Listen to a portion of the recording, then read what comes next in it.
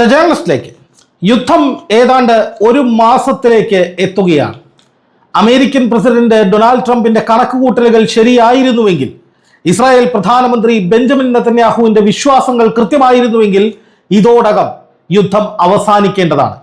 പ്രിയപ്പെട്ട പ്രേക്ഷകരെ, നിങ്ങൾക്ക് എല്ലാവർക്കും ഓർമ്മയുണ്ടാകും അമേരിക്കൻ പ്രസിഡന്റ് ഡൊണാൾഡ് ട്രംപ് ഈ യുദ്ധം തുടങ്ങുന്നതിന് മുമ്പ് പറഞ്ഞ കാര്യങ്ങൾ എന്തൊക്കെയാണ് എന്ന്.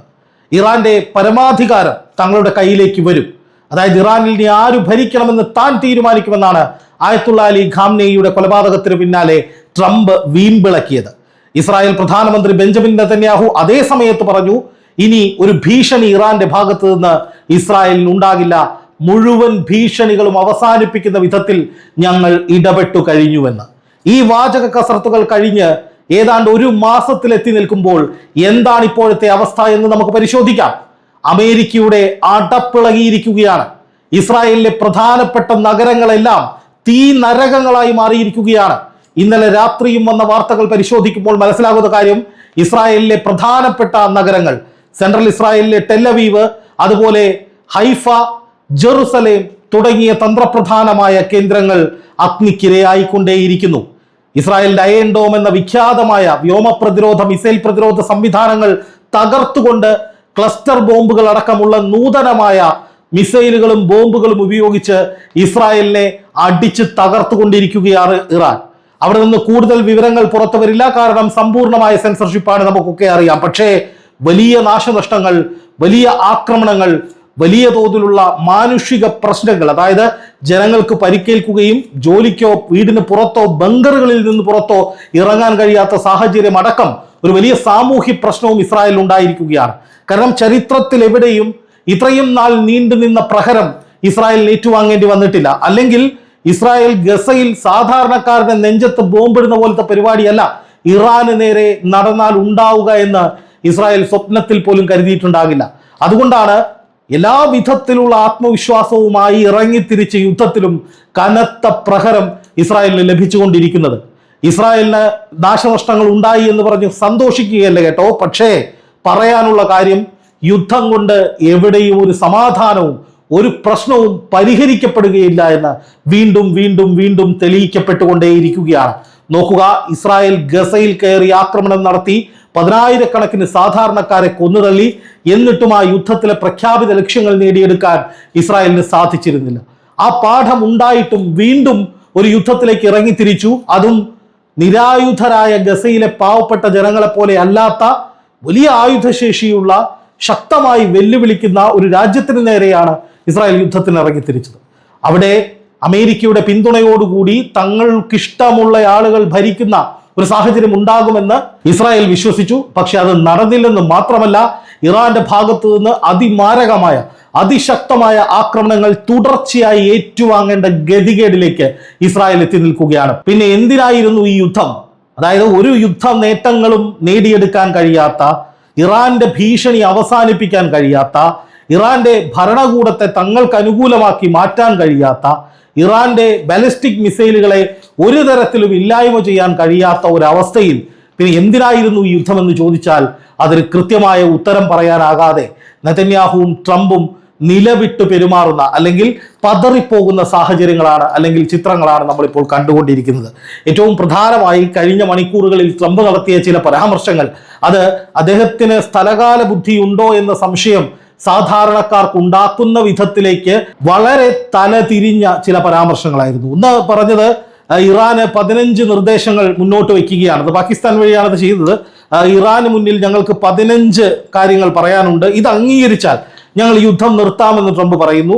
അതിൽ ഏറ്റവും പ്രധാനപ്പെട്ടത് ഇറാന്റെ പരമാധികാരം ഇല്ലാതാക്കുക, ഇറാന്റെ പ്രതിരോധ ശേഷി ഇല്ലാതാക്കുക, ഇറാന്റെ കയ്യിൽ ഒരു ആയുധം പോലും ഇല്ലാത്ത അവസ്ഥ വരിക എന്ന നിലയിൽ ഇറാനെ പരിപൂർണമായി വരിഞ്ഞു കെട്ടുന്ന നിർദ്ദേശങ്ങളാണ് ട്രംപ് കൊടുത്തത്. എന്ന് മാത്രമല്ല, ഇതിനിടയിൽ ട്രംപ് പറഞ്ഞു ഇറാനിൽ നിന്ന് ആരൊക്കെയോ താനുമായി ബന്ധപ്പെട്ട് യുദ്ധം നിർത്താൻ വേണ്ടി യാചിക്കുകയാണ് എന്ന്. പക്ഷെ ഇറാന്റെ വിദേശകാര്യമന്ത്രി അടക്കമുള്ള ആളുകൾ പറഞ്ഞു ഞങ്ങളൊന്നും അറിഞ്ഞിട്ടില്ല, ട്രംപ് വെറുതെ പറയുകയാണ് എന്ന്. അപ്പോൾ ട്രംപ് എങ്ങനെയെങ്കിലും ഈ യുദ്ധം നിർത്താനുള്ള പല വഴികളും പല രീതിയിൽ രൂപത്തിലൊക്കെ നടത്തി നോക്കുന്നുണ്ട്. പാകിസ്ഥാൻ വഴി ഇറാനുമായി സംസാരിക്കുന്നു, ഇറാൻ നിഷ്കരുണം, ഒരു തരത്തിലുള്ള ദയോ ദാക്ഷിണ്യവും ഇല്ലാതെ ട്രംപിന്റെ വാദങ്ങളെ വലിച്ചു കീറി കൊട്ടയിലിട്ടിട്ട് പറഞ്ഞു, ഞങ്ങൾക്ക് 5 നിർദ്ദേശങ്ങളുണ്ട്, അത് അംഗീകരിച്ചാൽ തീർച്ചയായിട്ടും യുദ്ധം നിർത്താനുള്ള സാഹചര്യം ഉണ്ടാകും. അല്ലാതെ അമേരിക്ക പറയുന്നത് കേട്ടുകൊണ്ട് ഒരു കാരണവശാലും ഈ യുദ്ധത്തിൽ നിന്ന് തങ്ങൾ പിന്മാറില്ല എന്നാണ് ഇറാൻ പറഞ്ഞിരിക്കുന്നത്. ആ 5 നിർദ്ദേശങ്ങൾ എന്താണ്? ഈ 1 മാസമായിട്ടും ഇത്രയും വലിയ യുദ്ധം നടത്തിയിട്ടും ഇറാന്റെ നിലപാടുകളിൽ നിന്ന് അവരെ ഒരടി പിന്തിരിപ്പിക്കാൻ അമേരിക്കയ്ക്ക് സാധിച്ചിട്ടില്ല എന്ന് വ്യക്തമാക്കുന്ന വിധത്തിലുള്ള നിർദ്ദേശങ്ങളാണ് ഇറാൻ മുന്നോട്ട് വെച്ചത്. മുമ്പ് പറഞ്ഞ അതേ കാര്യങ്ങൾ തന്നെ കുറെ കൂടി തീക്ഷ്ണമായി, വളരെ ശക്തമായി ഇറാൻ പറയുമ്പോൾ അത് ട്രംപിന്റെ മുഖത്തേറ്റ അടിയായി മാറുകയാണ്. നോക്കുക, ഇറാൻ എന്താണ് പറയുന്നത്? ഏറ്റവും പ്രധാനമായി തങ്ങളുടെ പരമാധികാരം സംരക്ഷിക്കപ്പെടണം, ഞങ്ങളുടെ പരമാധികാരത്തെ നിങ്ങൾ അംഗീകരിക്കണം, അമേരിക്കയുടെ സൈനിക കേന്ദ്രങ്ങൾ ഉടനടി പശ്ചിമേഷ്യയിൽ നിന്നും മാറ്റണം, ഹോർമുസ് കടലിടുക്കിൽ ഞങ്ങൾക്ക് പരമാധികാരമുണ്ട്, ഹോർമുസ് കടലിടുക്കിന്റെ പൂർണ്ണമായ നിയന്ത്രണം ഞങ്ങൾക്കായിരിക്കും. അതായത് അമേരിക്ക എങ്ങനെയാണോ ഇറാനെ ഉപരോധിക്കുന്നത്, ഇറാനെ വരിഞ്ഞു മുറുക്കുന്നത്, അല്ലെങ്കിൽ ഇത്രയും കാലം ഉപരോധങ്ങൾ അടക്കം നടത്തിയ രാജ്യത്തെ ഇല്ലാതാക്കാൻ ശ്രമിച്ചത്, സമാനമായ രീതിയിൽ അമേരിക്കയ്ക്ക് ചെക്ക് വെച്ചുകൊണ്ടാണ് ഇറാൻ ഇത് പറഞ്ഞിരിക്കുന്നത്. അധികകാലം ഈ യുദ്ധം നടത്താൻ ട്രംപിന് താല്പര്യമില്ലെങ്കിൽ ഈ പറയുന്ന നിർദ്ദേശങ്ങളൊക്കെ അംഗീകരിക്കേണ്ടി വരും. വേറെയും നിർദ്ദേശങ്ങളുണ്ട്. ഇറാൻ തങ്ങളുടെ പ്രതിരോധ ശേഷി വർദ്ധിപ്പിച്ചുകൊണ്ടേയിരിക്കും, അത് തങ്ങളുടെ പരമാധികാരമാണ്, അതിൽ കയറി ഇടപെടരുത്, ആണവ പരീക്ഷണം നടത്തും, പക്ഷെ ആണവായുധങ്ങൾ ഞങ്ങൾ ഉണ്ടാക്കില്ല.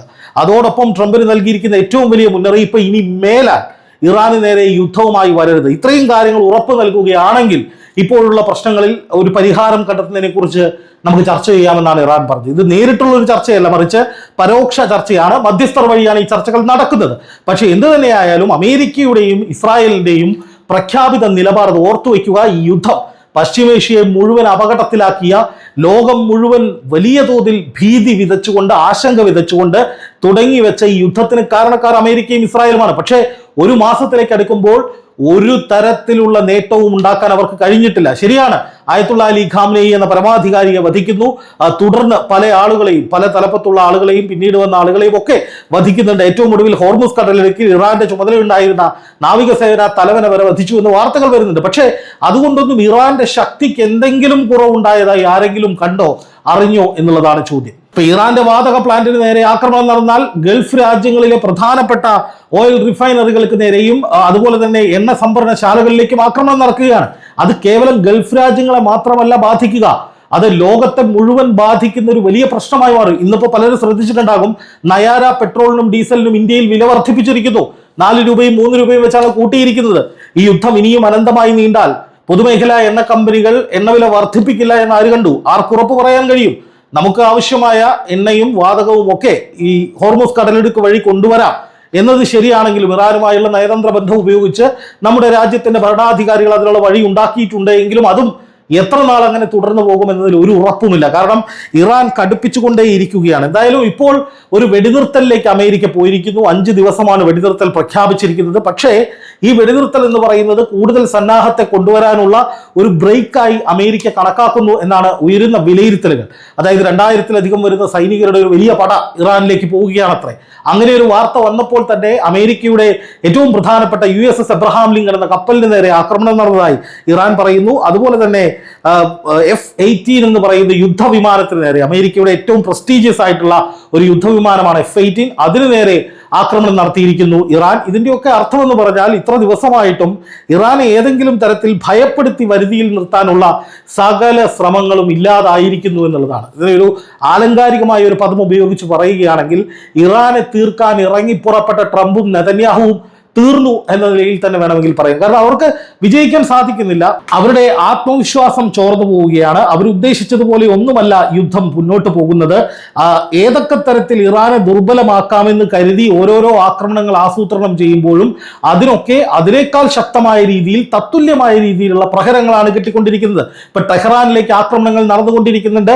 ഇറാന്റെ ടെഹ്റാൻ നഗരം ഉൾപ്പെടെയുള്ള പല പ്രദേശങ്ങളിലും വലിയ തോതിൽ ഈ ആക്രമണത്തിൽ നാശനഷ്ടം ഉണ്ടാകുന്നുണ്ട്.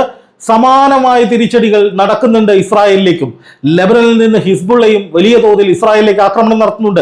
അമേരിക്കൻ സൈനിക കേന്ദ്രങ്ങളിലേക്ക് മിസൈലുകൾ അയക്കുന്നുണ്ട്. ഇന്ന് വന്ന ഏറ്റവും പ്രധാനപ്പെട്ട ഒരു വിഷമകരമായ വാർത്ത എന്ന് പറയുന്നത് അബുദാബിയിൽ ഇന്ന് മിസൈൽ അവശിഷ്ടങ്ങൾ പതിച്ച് 2 പേർ മരിച്ചിട്ടുണ്ട്. UAE മരിച്ചവരുടെ എണ്ണം 11 എന്നാണ്.